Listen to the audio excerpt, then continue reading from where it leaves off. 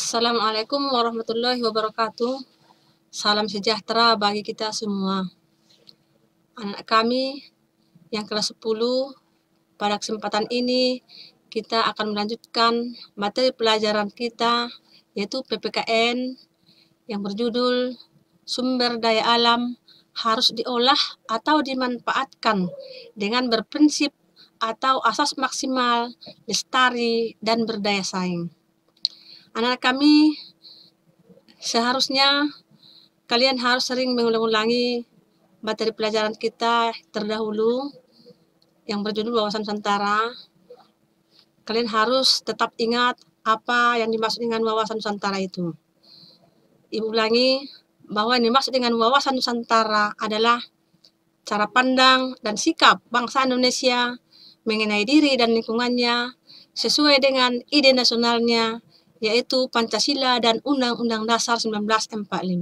Nah, anak-anak kami, marilah kita berusaha untuk menerapkan nilai-nilai Pancasila dan Undang-Undang Dasar 45 itu dalam kehidupan sehari-hari. Pada kesempatan ini akan kita lanjutkan yang pertama, asas maksimal. Apa itu asas maksimal? Yang dimaksud dengan asas maksimal artinya sumber daya alam yang dikelola atau dimanfaatkan harus benar-benar menciptakan kemakmuran dan kesejahteraan rakyat. Yang kedua, asas lestari. Artinya, pengolahan sumber daya alam tidak boleh menimbulkan kerusakan lingkungan, menjaga keseimbangan alam. Yang ketiga, asas berdaya saing. Artinya, bahwa hasil-hasil sumber daya alam harus bisa bersaing dengan sumber daya alam negara lain. Aspek-aspek Pancagatra. Apa itu Pancagatra? Pancagatra adalah aspek-aspek kehidupan nasional yang menyangkut kehidupan dan pergaulan hidup manusia dalam bermasyarakat dan bernegara dengan ikatan-ikatan, aturan-aturan, dan norma-norma tertentu. Hal-hal yang termasuk aspek Pancagatra adalah sebagai berikut. Yang pertama, ideologi. Apa yang dimaksud dengan ideologi? Anak kami perhatikan, setiap negara pasti punya ideologi, tapi tidak semua negara punya ideologi yang sama. Negara Indonesia punya ideologi Pancasila. Jadi yang dimaksud dengan ideologi yaitu suatu negara diartikan sebagai guiding of free principle atau prinsip yang dijadikan dasar suatu bangsa. Ideologi adalah pengetahuan dasar atau cita-cita. Ideologi merupakan konsep yang mendalam mengenai kehidupan yang dicita-citakan serta yang ingin diperjuangkan dalam kehidupan nyata.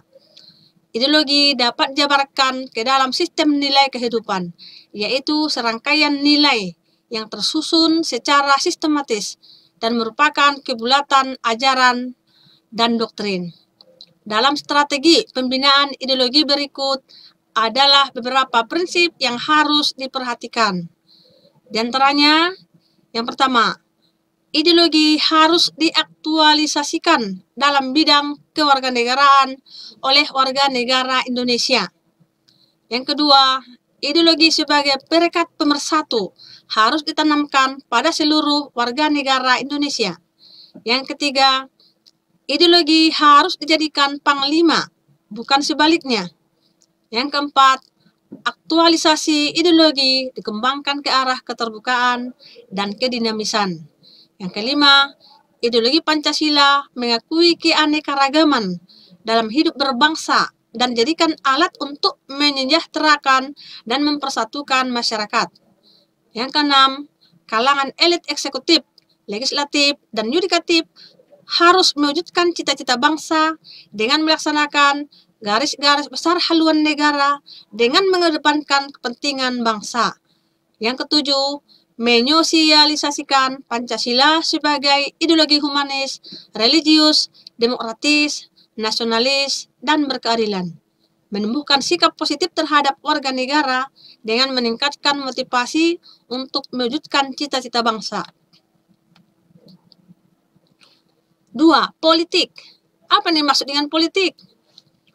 Politik dapat diartikan sebagai asas, haluan, atau kebijaksanaan yang digunakan untuk mencapai tujuan dan kekuasaan. Kehidupan politik dapat dibagi ke dalam dua sektor, yaitu sektor masyarakat yang memberikan input atau masukan, dan sektor pemerintah yang berfungsi sebagai output atau keluaran. Sistem politik yang diterapkan dalam suatu negara sangat menentukan kehidupan politik di negara yang bersangkutan. Upaya bangsa Indonesia untuk meningkatkan ketahanan di bidang politik adalah upaya mencari keseimbangan dan keserasian antara keluaran dan masukan berdasarkan Pancasila yang merupakan pencerminan dari demokrasi Pancasila. 3. Ekonomi. Kegiatan ekonomi adalah seluruh kegiatan pemerintah dan masyarakat dalam mengelola faktor produksi yang didistribusi barang dan jasa untuk kesejahteraan rakyat. Upaya peningkatan ketahanan ekonomi adalah upaya meningkatkan kapasitas produksi dan kelancaran barang dan jasa secara merata ke seluruh wilayah negara. Upaya untuk menciptakan ketahanan ekonomi adalah melalui sistem ekonomi yang diarahkan untuk kemakmuran rakyat. Ekonomi kerakyatan harus menghindari free fight liberalisme, etatisme, dan tidak dibenarkan adanya monopoli. Struktur ekonomi dimantapkan secara seimbang dan selaras antar sektor. Pembangunan ekonomi dilaksanakan bersama atas dasar kekeluargaan. Pemerataan pembangunan dan hasil-hasilnya harus dilaksanakan secara selaras dan seimbang antar wilayah dan antar sektor. Kemampuan bersaing harus ditumbuhkan dalam meningkatkan kemandirian ekonomi. Ketahanan di bidang ekonomi dapat ditingkatkan melalui pembangunan nasional yang berhasil, namun tidak dapat dilupakan. Faktor-faktor non-teknis dapat mempengaruhi karena saling terkait dan berhubungan. 4. Sosial budaya. Sosial budaya dapat diartikan sebagai kondisi dinamika budaya bangsa yang berisi keuletan untuk mengembangkan kekuatan nasional dalam menghadapi dan mengatasi ancaman, tantangan, halangan, dan gangguan, atau disingkat ATHG. Gangguan dapat datang dari dalam maupun dari luar negeri, baik secara langsung maupun tidak langsung, yang membahayakan kelangsungan hidup sosial negara kesatuan Republik Indonesia berdasarkan Pancasila dan Undang-Undang Dasar tahun 1945. Esensi ketahanan budaya adalah pengaturan dan penyelenggaraan kehidupan sosial budaya. Ketahanan budaya merupakan pengembangan sosial budaya, di mana setiap warga masyarakat dapat mengembangkan kemampuan pribadi dengan segenap potensinya berdasarkan nilai-nilai Pancasila. 5. Pertahanan dan keamanan. Pertahanan dan keamanan dapat diartikan sebagai kondisi dinamika dalam kehidupan pertahanan dan keamanan bangsa Indonesia yang berisi keuletan dan ketangguhan yang mengandung kemampuan mengembangkan kekuatan nasional dalam menghadapi dan mengatasi ancaman, tantangan, hambatan, dan gangguan yang membahayakan identitas, integritas, dan kelangsungan hidup bangsa berdasarkan Pancasila dan Undang-Undang Dasar tahun 1945. Ketahanan di bidang keamanan adalah ketangguhan suatu bangsa dalam upaya bela negara, di mana seluruh ideologi, politik, ekonomi, sosial budaya, pertahanan, dan keamanan yang disebut dengan Ipolek Sosbud Hankam disusun, dikerahkan secara terpimpin, terintegrasi, terorganisasi, untuk menjamin terselenggaranya sistem ketahanan nasional. Prinsip-prinsip sistem ketahanan nasional antara lain adalah sebagai berikut. 1. Bangsa Indonesia cinta damai, tetapi lebih cinta kemerdekaan. Yang kedua, pertahanan keamanan berlandaskan pada landasan ideal, yaitu Pancasila. Landasan konstitusional, yaitu Undang-Undang Dasar tahun 1945, dan landasan visional, yaitu wawasan Nusantara. 3. Pertahanan keamanan negara merupakan upaya terpadu yang melibatkan segenap potensi dan kekuatan nasional. Yang keempat, pertahanan dan keamanan diselenggarakan dengan sistem pertahanan dan keamanan nasional atau disingkat Sishankamnas, dan sistem pertahanan dan keamanan rakyat semesta atau Sishankamrata. Yang ketiga, hubungan antar gatra, antara Trigatra dan Pancagatra, serta antar gatra itu sendiri terdapat hubungan timbal balik yang erat yang dinamakan korelasi dan interdependensi, yang artinya adalah sebagai berikut. A. Ketahanan nasional pada hakikatnya bergantung kepada kemampuan bangsa dan negara di dalam mendayagunakan secara optimal gatra alamiah atau Trigatra sebagai modal dasar untuk menciptakan kondisi dinamis yang merupakan kekuatan dalam penyelenggaraan kehidupan nasional atau Pancagatra. B. Ketahanan nasional adalah suatu pengertian holistik, yaitu suatu tatanan yang utuh, menyeluruh, dan terpadu, di mana terdapat saling hubungan antar gatra di dalam keseluruhan kehidupan nasional atau disebut dengan astagatra. C. Kelemahan di salah satu gatra dapat mengakibatkan kelemahan di gatra lain dan mempengaruhi kondisi secara keseluruhan. Sebaliknya, kekuatan dari salah satu atau beberapa gatra dapat didayagunakan untuk memperkuat gatra lainnya yang lemah dan mempengaruhi kondisi secara keseluruhan.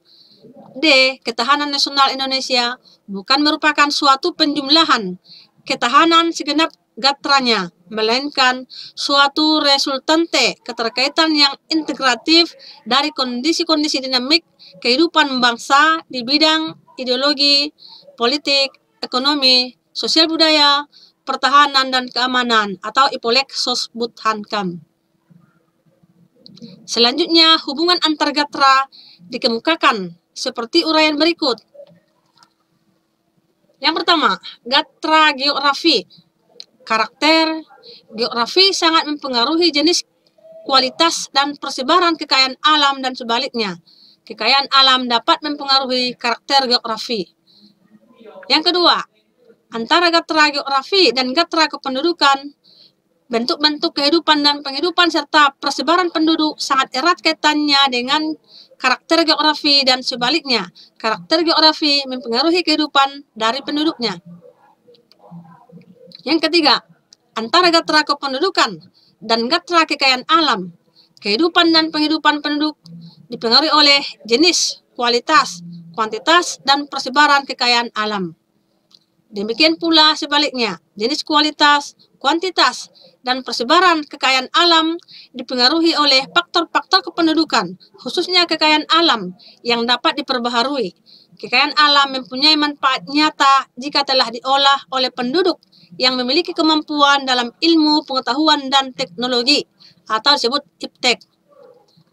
Yang keempat, hubungan antar gatra dalam Pancagatra, yaitu setiap gatra dalam Pancagatra memberikan kontribusi tertentu pada gatra-gatra lain, dan sebaliknya setiap gatra menerima kontribusi dari gatra-gatra lain secara terintegrasi.